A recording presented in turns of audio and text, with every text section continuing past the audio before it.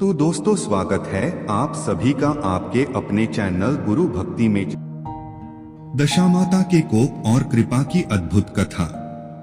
प्राचीन समय की यह पौराणिक कथा राजा नल और रानी दमयंती के जीवन में दशामाता के प्रभाव को दर्शाती है।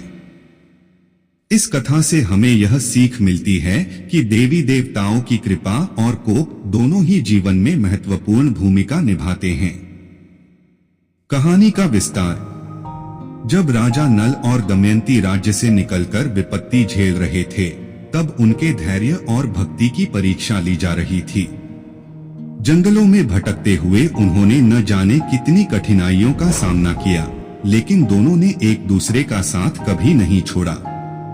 नदी का चमत्कार। जिस नदी के किनारे दमयंती ने मछलियां भूनी थीं और वे जीवित होकर पानी में चली गई थीं, उसी नदी के पास कुछ संत महात्मा तपस्या कर रहे थे।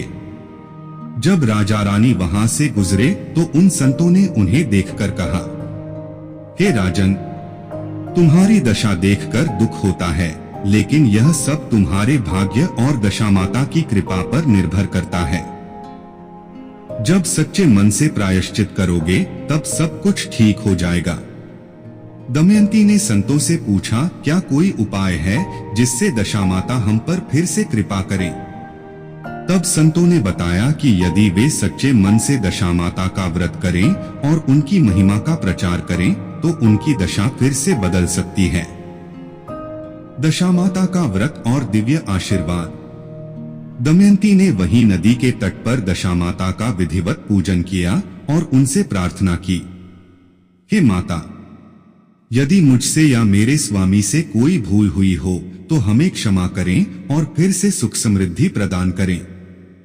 जैसे ही उन्होंने यह प्रार्थना की, नदी के जल से एक दिव्य प्रकाश प्रकट हुआ और उसमें से एक वृद्धा स्वरूपा देवी प्रकट हुई। यह स्वयं दशामाता थीं।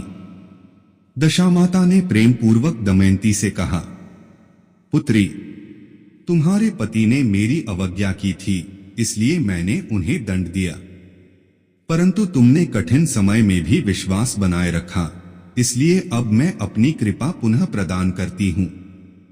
इतना कहकर दशामाता अंतर्ध्यान हो गई और तभी से राजा रानी के बुरे दिन समाप्त होने लगे। वापसी के समय दिव्य संकेत।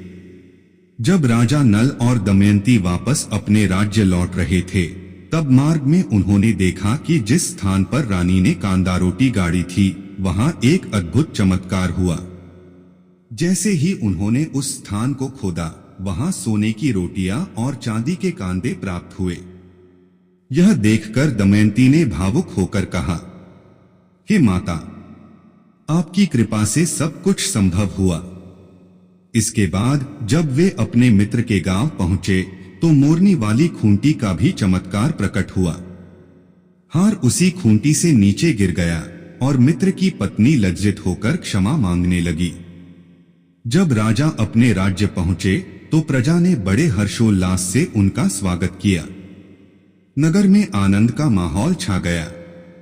दशामाता की महिमा का गुणगान किया गया और तभी से यह परंपरा बन गई कि जो भी दशामाता का सच्चे मन से पूजन करेगा, उसके घर में सुख समृद्धि और शांति बनी रहेगी। शिक्षा।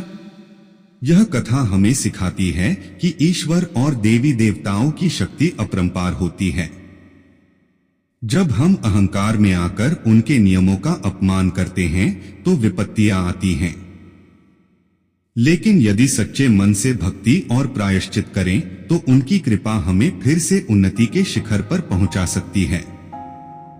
जय दशामाता।